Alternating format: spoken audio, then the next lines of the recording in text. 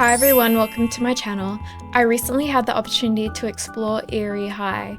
Today I want to show you the map, have a discussion about it, and talk about a few other topics throughout this video. I quickly want to mention and thank Alphabet for sending me the recording of the broadcast Peach had during the map testing. It's basically where I got the majority of the information that I'm going to talk about in this video. Unfortunately, I was sleeping, so I missed the broadcast. So again, I want to thank Alphabet for sending me that. Check out Alphabet's card in the description, as well as Monsterverze's Discord server. So starting off, this is where we spawn into Erie High, directly in front of a tombstone with like ghosts emanating from the ground. I really love that. It looks super cute. We have this very spacious courtyard, and then at the front we can see the beautiful entrance to Erie High. There's lots of lights on the ground I can see. The game is set in autumn, specifically Halloween, so there's obviously gonna be orange leaves on the trees and on the ground scattered everywhere. The sky's in sunset, and there's pumpkins scattered across the map. The bins themselves are even cute. Looking around the front of Erie High, there's even more. There's sitting areas, there's picnic spots, super cute. I came across this little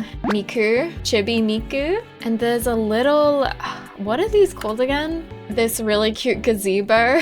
There's nothing in there. I don't know if gazebos are supposed to have chairs in there or something, but maybe they'll be used in the story. We don't know. Or maybe it's just there for decoration. Either way, it's super cute. Here is a beautiful shot of the statue at the front of the school. I'm very confident that she is of dragon descent. She also has a star hovering over her palm and on top of her head between her horns. Peach has said in the past that stars are very important symbolism to the game, and they represent, I think, the gods or something relating to the gods. And if you don't know already, the gods of the game are dragons. Before heading inside the school office, I just want to have a quick look at the very front. I really love the gold. I love that there's bike racks, and on the sides of the buildings there's vines. I really like that addition. It means that it's been there for a while. Like, if the school was new, there wouldn't be vines stuck on the side of the walls. The school's been here for a while. While I'm just obbying to the top of the school, I just want to talk about a fun fact that Peach mentioned in the broadcast. You guys know how vampires can't see their own reflections, right? Vampires can actually get their own enchanted mirrors in order to see themselves. It's an item that's considered high-class goods, so I'm guessing you kind of have to be from a rich family to have one. Most vampires have their own mirror that they pass down like a family heirloom, I assume. Apparently Maya and Khalil fight over who gets the mirror for the day. I think this is a very unique addition. I haven't really heard of this kind of enchanted mirror before for vampires, especially something that's like a family heirloom gets passed down. I really like that. So now we are entering the school gates. You've most likely already seen all of this online already on other people's accounts and stuff, but it's okay, just stick around and still look. It's me showing you now. At the entrance they have a main desk, finance and treasurer, and lost and found. I think each of those desks are pretty self-explanatory, and it makes sense for them to be at the front. You've all probably seen this area so many times, so we're not going to dwell on this area for too long. I want to mention how the banners at the ceiling move a little bit. A few things shake a little bit like that in this game, and I really like that addition. Behind the main desk there's this little Easter egg area that you've all probably seen already. I'm just gonna give you a clear view of the Easter eggs and then move on. This has the name of Xavier, Vivi, Theo, some of the devs, and then this one, it looks like a drawing that Skella made, who clearly hates Daisy. She made herself look beautiful, and then Daisy just looks like doo-doo. You can also see Skella practicing her signature. And here we have Kat and Kia. Above the main desk is a bunch of books, an assortment of books, and the headmistress's office. Make note that it says headmistress, not headmaster. Quite interesting, quite peculiar. Some of the books on the shelf have funny titles like 21 Ways to Die and Brain Rot 101. There's other things like Monster Life History and Dark Art of Witch and Wizards, I think. It's kind of hard to read. First, we're gonna head down the dormitory quarters, and the first room is the Student Disembodiment Council. This is one of the things that was first leaked. You all have probably seen this already. Oh, Anyway, there's the council table with all the different unique aspects. Each one represents a character.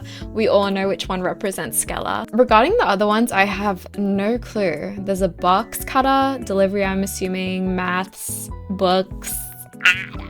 I think each one just represents like a different area of the school, or maybe a different class or something. I know there's a baking class and there's, you know, baked goods on the table. Upstairs is a little lounge area for the students, and there's this weird picture that keeps popping up. I don't know what it means. I don't know the lore behind this. I don't know, it's kind of scary. This is very cool though. I'm guessing like the Student Disembodiment Council is the equivalent of like prefects or something. The room next to that is the counselor's office. A lot of you are gonna need it. And I'm in here with Deku for some reason. I guess he needs counseling. There's tons of books. It's really nice. I wish my school had a counselor's office that looked like this, because this is beautiful. The view really puts it together. Anyway, there's a little upstairs area where there's a chair that you can recline on. It's like therapy, but you can't actually lay down. It doesn't give you the option to lay down on this chair, which tells me basically that this isn't actually like a place that we're gonna really use. It's just for role playing. That's basically the end of that. Next door, there's a teacher's lounge. Players can't go in there. I don't know if that's for staff, for mods, what that is really for. And then there's the bathroom with a lot of cleaning supplies. There's a lot, and there's a wet floor, I don't know. There's these little free ghoul flow packets. I'm guessing those are period products. I've never seen that in the game. That's really interesting. And there's an accessible bathroom stall for people who may need it. Leading down to the dorm hallway, there's 3 vacant club rooms. I don't think those are going to be used, or maybe they will in the future, but currently they are not being used. Now we will be looking at the dorm hallway. All of you have probably seen this already. There was already a map testing of this area, so I'm going to talk about some more facts about the game. Peach stated that PvP will not be enabled when the game first comes out. And when PvP does come out, she wants it so that people go to the nurse's office after they play PvP. And when the game first comes out, there will be no classes besides cooking class, and it will be a mini game. There's currently no class schedule or anything like that. They said that they can add classes in the future, but we, the players, might not even care about it because there will be a lot of other features that we will most likely focus on. Peach said that the school literally does not matter. It's just there. You can roleplay in that area. That's basically it. And maybe earn some gulas. They're not currently planning to expand on the school concept. They did say the school does matter, but not in the way that you expect it to matter, specifically the location of the school, not the school and the classes itself. I'm assuming that it plays a part in story mode and the lore. Also, the school is where the nurse's office is located, and Peach wanted that to be a place that players visit after PvP. Another thing I want to add is you can still submit art in the concepts channel. Well, you can submit concepts in the concept channel, and if the developers like your concept enough, they will reach out to you and see if they can use your concept. Obviously, there would be payment involved or something like that, I don't know. Also, regarding your combat fight style, it depends on the weapon, not the type of monster you are, but there are weapons and skins that are focused around a specific type of monster. People have also been asking Peach if there will be a designated place for PvP, and Peach replied that the question is answered in the game. Guys, look at the map. Look at the map given to us. There's a competitive mode. It literally looks like an arena, so it's most likely there. So I don't know that question. Now we are moving on to the locker graveyard side of Eerie High. The first room is the nurse's office, which I mentioned before. You have already seen this as well on the internet if you are looking around at other people's content. The nurse's office is self-explanatory and it looks beautiful. I mean, the beds looks really comfortable. I wouldn't mind ending up in there. And the light shining through the window is also a bonus. The next room is the student store. There's nothing in it. It's empty, obviously. I'm gonna assume that this is where sets and items will be displayed, you know, with the name being student store, and then there being little hovering banners with the set name above it. I'm guessing some of these spots look like that they'll have weapons in it, some will have clothes. I'm not sure about the racks in the middle. This part of the map also just has those 3 identical vacant club rooms that are empty. Now we have entered the locker graveyard. You would have seen this already online before this map testing. It's very pretty. I like it a lot. I'm not really used to lockers being outside. I don't know if that's an American thing, but when I was in high school, lockers were inside. Either way, it still looks very cute. And I think each side of this map is identical to the other side. The only difference is that the classroom numbers are different. Yes, there are classrooms in the locker graveyard, but they're non-usable. They're not in use right now, and I don't know if they ever will be, but it looks like they're just there for decoration. Also, on each side there's a south tower and a west tower. We can't enter those areas right now, but we might be able to in the future. I want to show off how they have wheelchair accessible ramps, and it's not something that was like hard to implement in the game. You can clearly see it was just so easy to add. I've never seen a Roblox roleplay game with a feature like that. So I'm gonna explore the map a little more, and we're gonna say some more fun facts that I learned. I want to make it so clear, I made a mistake in my last few videos. When I said that the blood moons have white hair, they do not have white hair. They have light blue hair. I think I like accidentally rage baited Peach by saying that they have white hair. No, they have a light blue hair. I don't know, it looks white to me. Okay, I'm sorry. Anyway, moving on from that. There are 2 types of NPCs in the game. There's a quest NPC and then a story mode NPC. So like the main NPCs is Skella, Maya, and Khalil, which we'll see all the time. And then everyone else is like a quest NPC. I hope that I just said that correctly. Also, Peach said that there will be an update soon on their official TikTok page, so keep an eye out, follow their TikTok, they may post something important. Someone who goes by Scooter in the Monsterverse server wrote out this long, comprehensive, basically guide to understanding Monsterverse. I'm not going to read all of it, I'm going to read some of it. Props to Scooter for writing this and sharing this with everybody. Scooter is, I think, someone who has been donating and supporting Monsterverse the longest, so I want to give recognition to that. Anyway, let's get started. Monsterverse will release summer of 2025. Official release date will be shown once the game trailer is out. There will be a wide variety of masculine items and sets as well as feminine items and sets. Every set will have an equal counterpart. Something that a lot of people might not know is that while Monsterverse has a very strong character customization feature, it isn't primarily a dress-up game. Monsterverse, while it has a school, it is not a clone of Royal High. Its main inspiration is Monster High and maybe like Nikki Infinity. It has very different mechanics as well as a story mode and NPC friendship feature. Most of the events in the game will center around real-life cultural holidays and events. A lot of people have been asking if like flight will be an option, flying around. Monsterverse's main methods of travel are gonna be walking, running, or taking the train. Flight is an option if you have wings. Also, mounts may come later in the release, which I didn't know that. I think that's really interesting. Wings provide a big advantage in transportation because obviously you can fly, and during combat in game. I don't know about that. Is having wings gonna be like OP or something? Anyway, Monsterverse's story at its core is about rebirth and changing yourself for the better through hardship. Your second life is your afterlife.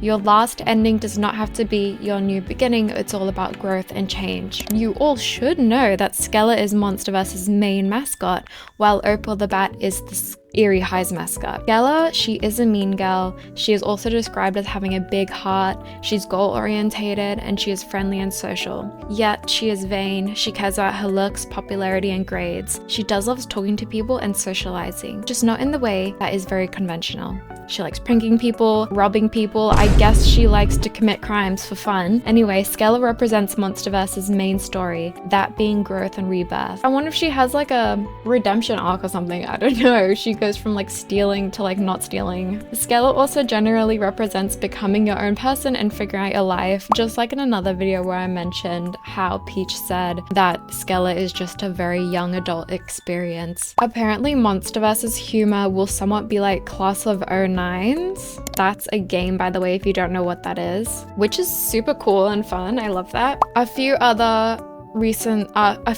frequently asked questions is, can clothing pieces be mixed and matched? Yes, you can. You can mix clothing pieces. You can layer clothing for more detailed outfits, but you cannot wear larger outfits and dresses in some game locations because it may block another player's vision. I think that that's mainly for like combat, like you can't wear big skirts while doing combat. That's not good.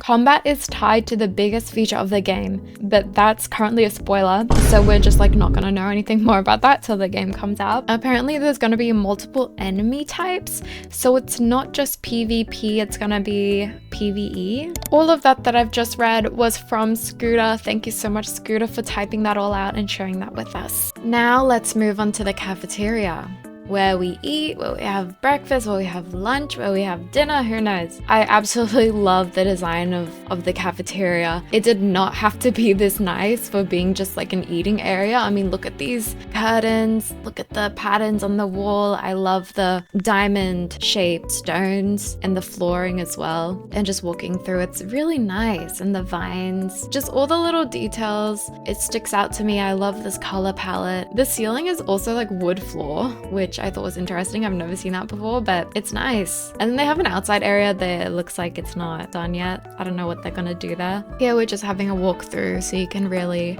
admire the design.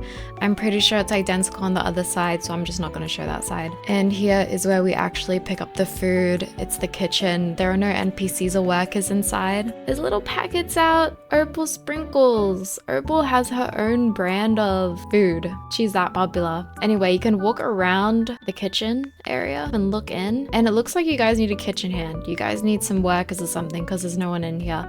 And the oven is bursting in fire. That doesn't really seem safe. Anyway, I really love the clutter that they put. It looks very comprehensive. Like, it isn't messy. There's a bunch of stuff, but it isn't messy. There are 6 stained glass paintings in the cafeteria. We have were monster, fae, and vampire, underwater, undead, evangelical. It could also be dragon, but I don't know. I tried to ask around, but no one could give me a definitive answer, so it's either evangelical or dragon. That is basically the entirety of the map. I'm going to show a recording of me just exploring the map a little more. I'm going to talk about some things that Peach talked about. I'm going to talk about things that the community has said, and I'm going to add in a theory that I really liked from somebody in the Discord server. So firstly, the first thing I want to talk about is trading. Trading has been a big topic lately because people are not sure if they even want trading in the game. And I just want to make it clear that Peach is not anti-trading. She says disadvantageous for the player, it helps the player, and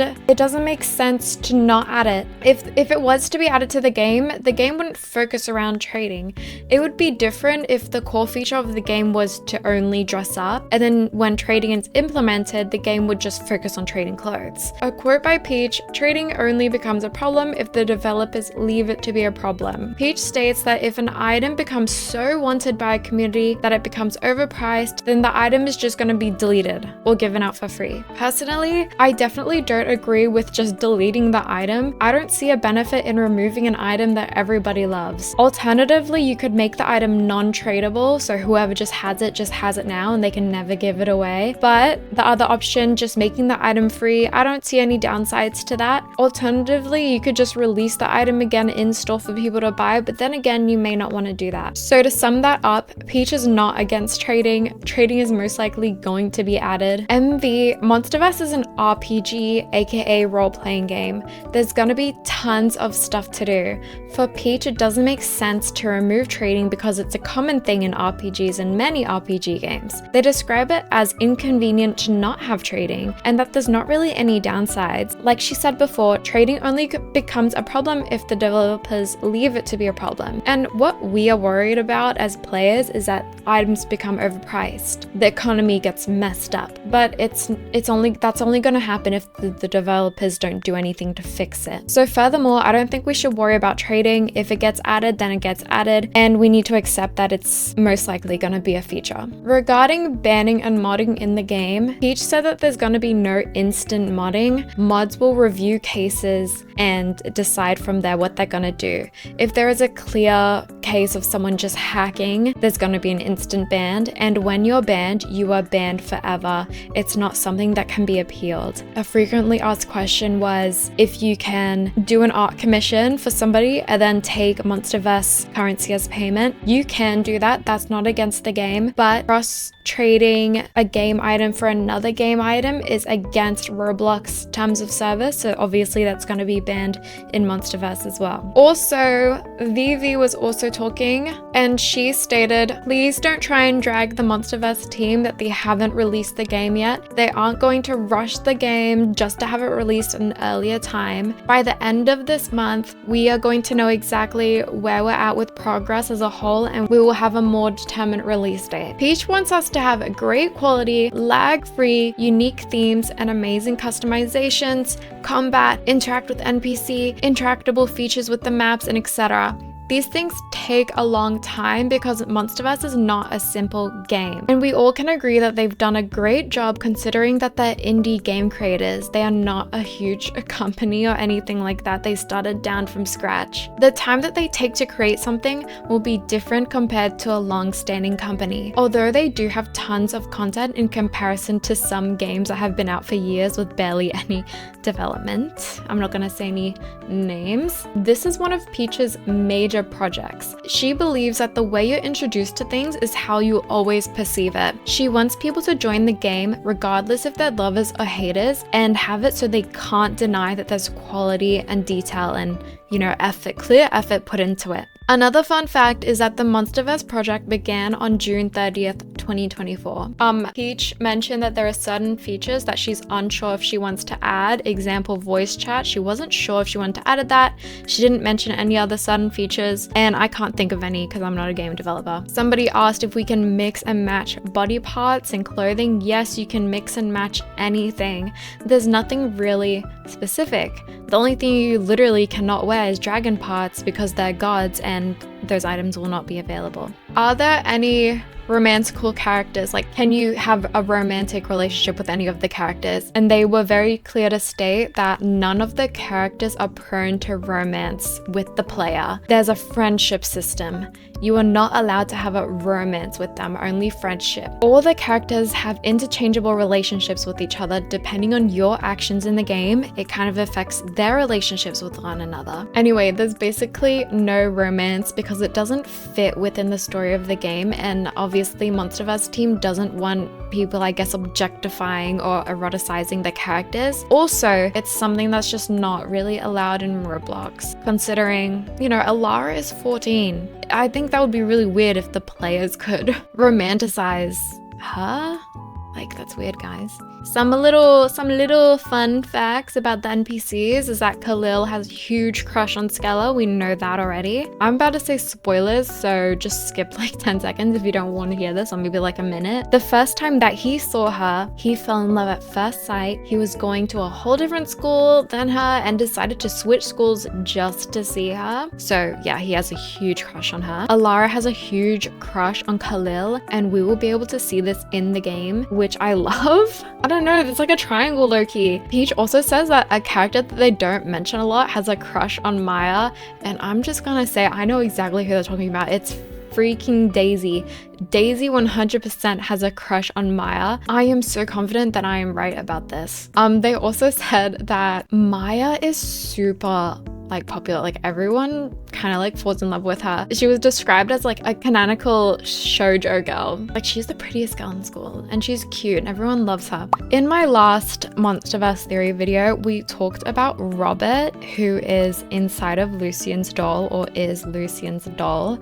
I was reading some threads in the server and Peach said that Robert loves Lucian. Like, Robert's kind of good, I think. He looks bad, but he loves Lucian. I don't know if it's like toxic or not, but Robert is a ghost or a spirit, and ghosts do exist in the afterlife. Monsterverse is our afterlife. It might not be their afterlife, but there are ghosts there. And Monsterverse has been described as some kind of like purgatory. Some people are born there or even just reincarnated. For example, it was confirmed that Alara and Lucian were born in Monsterverse, although Maya and Khalil's story is unclear at this point in time, and Skella apparently is also a unique case. The majority of the monsters that you meet are born in Monsterverse, and you, the player, is supposed to be the odd one out. Additionally, you can die in Monsterverse. I'm gonna assume that's referring to the combat. When you fight another player, you have a health bar, like literally in the game as a Roblox character, you have a health bar and you can die. Now, moving on from that, I want to talk about Atlantis's theory. We have mentioned a theory from Atlantis before, and I really like their theories, and I read through their chat again when they were posting more, and I want to share this next theory that they have. So Atlantis composed this theory from the information that we had just spoke about, and I really like this theory, which is why I'm going to share it with you all today. And I'm gonna summarize it. So basically, to be in Monsterverse, you're either born there,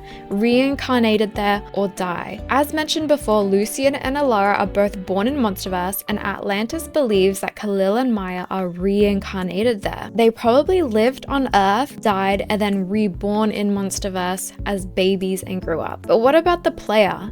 Peach mentioned that there's a third option, and us being the odd one out, Atlantis believes that the third option is to die and just spawn there like as you are. I'm quite sure that us, the player, is simply spawned there as how we died on Earth. Like if we died on Earth as a 16-year-old girl, we spawn in Monsterverse as a 16-year-old girl. We're not being reborn or anything. When first meeting Skella, she mentions our funeral and how long it took. So basically we died and we spawned in Monsterverse. We weren't reincarnated because in order to be reincarnated, you have to be born again, like as a baby and grow up, which we think is Maya and Khalil's case. They were reborn. Maybe this is why we're the odd one out, because we weren't born in Monsterverse and we weren't recreated. We're the third option. Also, Peach mentioned that Monsterverse is like a purgatory to some degree. If you don't know what purgatory is, it's a passing intermediate state after physical death for purifying or purging a soul. What I like most about what Atlantis said is this line. The game description says your second life is your afterlife. That doesn't mean it's anyone else's afterlife. Characters like Alara, Lucian, or Khalil and Maya are technically living their first life because they were born, right? But the player has died and has spawned someone new in the afterlife. I thought that was really interesting and insightful considering the information that was given to them. Atlantis keeps posting like theories constantly, and all of them are really good. I implore you to just join the server and look at the theories thread. But there was another one that I really wanted to mention. The Dakari Nocturna thing on YouTube. She speculates that Dakari is actually the name of the husband. And I didn't know this. And I was like, okay, maybe that's true. So I searched up the name Dakari, and I didn't actually know that it was, an actual name. But the name Dakari has African origins. It generally means joy, rejoice, or happiness. Also, like to be grateful or to be thankful. I'm sorry if that's not exactly correct. When I search the name up, I'm finding that it is commonly used as a masculine name. So Dakari, it's a real name from Africa, and it's a masculine name. Dakari, that has to be the name of the dad. I haven't seen anyone else even point this out, that Dakari could be the name of the dad. And researching the name, the meaning, and where it's from, it just makes sense that Dakari is the name of the dad. I don't really have any more information to showcase to you this video. I hope you enjoyed this video and taking a look at Eerie High, and I hope you learned something from this video about Monsterverse. If you enjoyed the video, please consider subscribing if you haven't already, drop a like, and consider commenting, and let me hear your thoughts in the comments. I'll see you in the next video. Bye!